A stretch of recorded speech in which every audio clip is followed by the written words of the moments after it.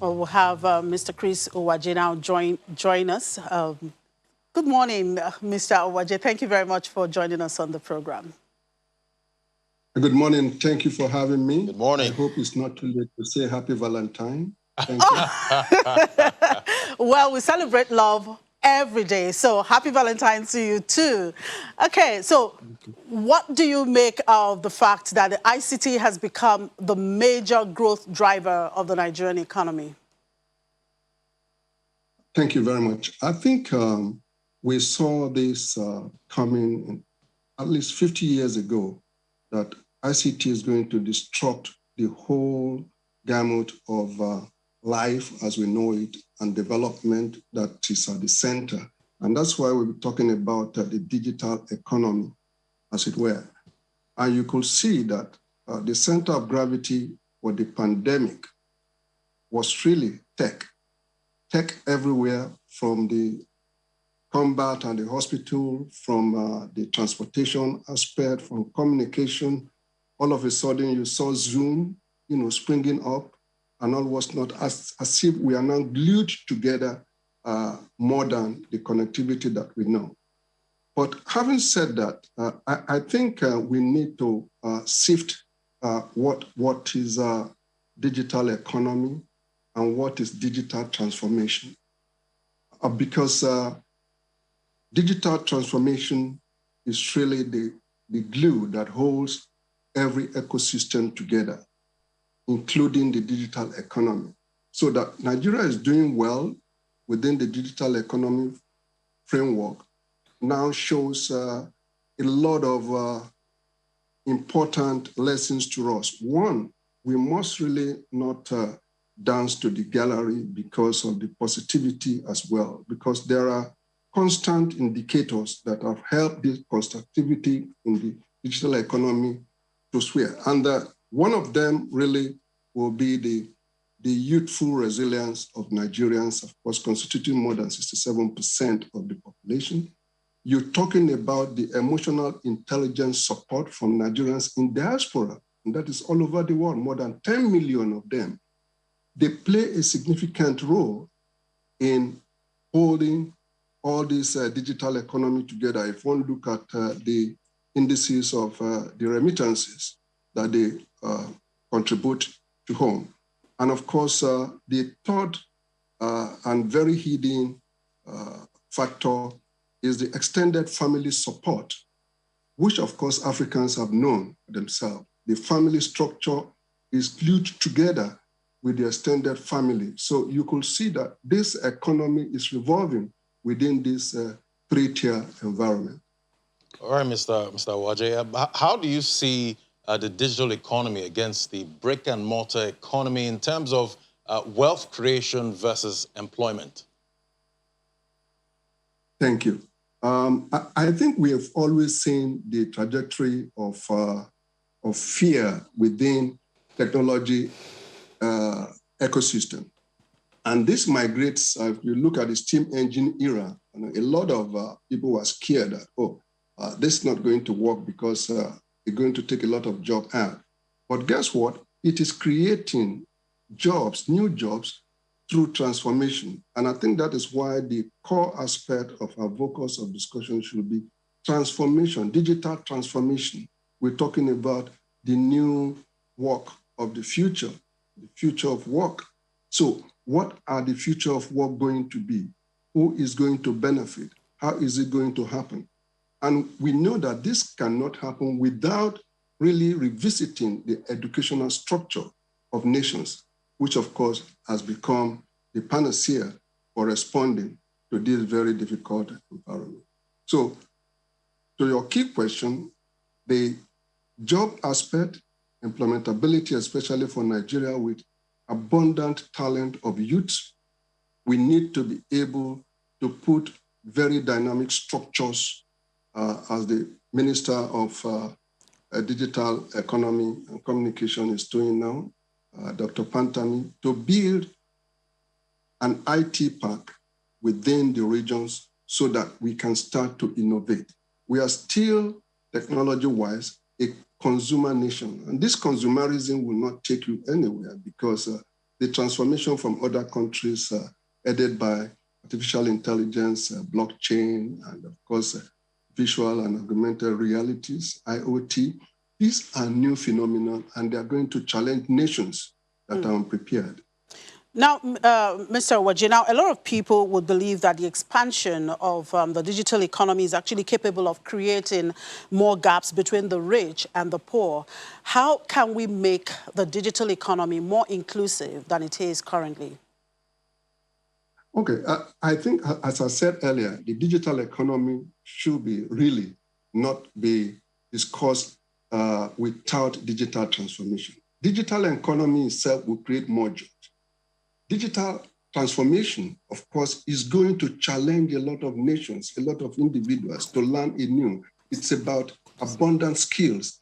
How do you really transform issues within the challenges of, for example, climate change? We saw what happened in Texas, the snow, cutting off millions of people from their daily lives. You're talking about the issues of shared values in collective environment. How do we create human institutions? How do we get food security, physical security in terms of shelter, health, has been mentioned before. And of course, we're talking about the issues of corruption in governance. Is part of what the digital transformation aims to do. It needs to transform all interfaces so that you have, an arbiter at the middle of things. If you look at what happened 30 years ago in our banks, the banks were not automated and they were counting money, with the hands. And people had this anxiety, are they counting correctly or not? Because it's manual. But then an interface of the currency counter has now been able to, when they want to count your money, you can turn back because you're looking at the digital information of the figurative the aspect to make sure that, this is correct. So what we are saying is that man still remains the commander, but in the middle is technology that has really been telling you what to do, because Bill Gates told us the computer is really an extension of man, because our brain is so small in terms of what we think it, how we do it, how we innovate. But now with the computer, we can dump a lot of our brain thoughts and emotional intelligence into the storage. So we have an extended storage of man. All right, Mr. Uwaje. We shouldn't be afraid of. Yeah, Mr. Uwaje, you did mention blockchain. So digital economy goes hand in hand with digital payments. What's your take on the use of cryptocurrencies? Thank you very much. I think that has been a very hot cake around discussion, not only in Nigeria, but elsewhere. And I think there are two issues here, is how you understand the crypto part of the currency. Okay, the crypto translates, I think it's a Latin word, is a secured currency. And you need to know that really the security of the normal currency that we have, the CBN authorized to issue, is really authenticated authoritatively by the signature of the governor of central bank and also the signature. They guarantee that when you hold that currency, automatically you are secure and you can have a claim. The crypto itself, you find out that the founder of the cryptocurrency that turned into Bitcoin and all what's known, it has a name, a Japanese name, but the adage is that nobody can identify the originator of the cryptocurrency. So that is an ambiguity of fear that poses. So that security of crypto now becomes questionable. The second part is about the data movement. You see, we live in a digital future, and data is central. If you cannot control your national data, especially within the digital economic sphere, then automatically you can fall astray in the wrong dimension. So I think it's a matter of understanding how the crypto, a lot of the youths are really into crypto, all right? But the issue is really, are we in control of the cryptocurrency in our domain? probably what central bank is saying is not really to abolish the crypto, but that there has to be a waiting time for us to get the whole infrastructure together, for us to have the database together, for us to build the building blocks, as it were. A crypto without a blockchain is also something that you need to look at, because blockchain will be able to replicate all your data, in many millions or billion folds, so that people, even when you have the capability to change any chain, you still have a lot of billions of blocks that are relevance of the same information that has been triggered. So it's a monumental task. And who says that a nation cannot be brought down through crypto? It's still in research, all right?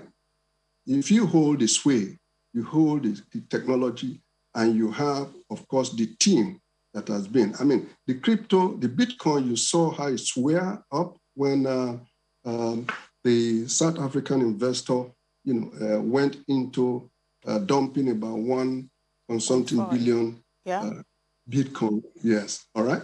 And thereafter, you could see after about 2 weeks, there is a run from the market. Even the stock exchange in New York, showed, those trends. But later, you also saw something, because really you could say who is in control of the cryptocurrency.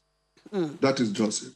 China got this right because China has gotten into digital currency for a purpose, because they needed to create the Asian hemisphere of financial trust.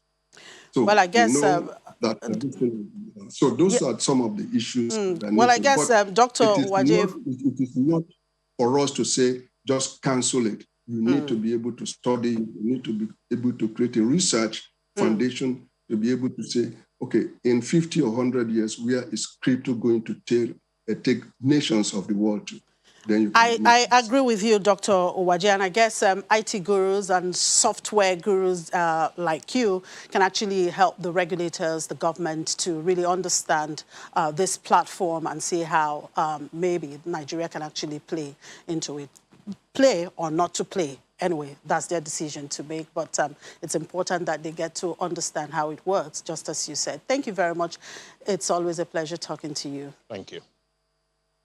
It's my pleasure. Thank you very much. My regards to the chairman. You're welcome. And Commodities Market Update is next.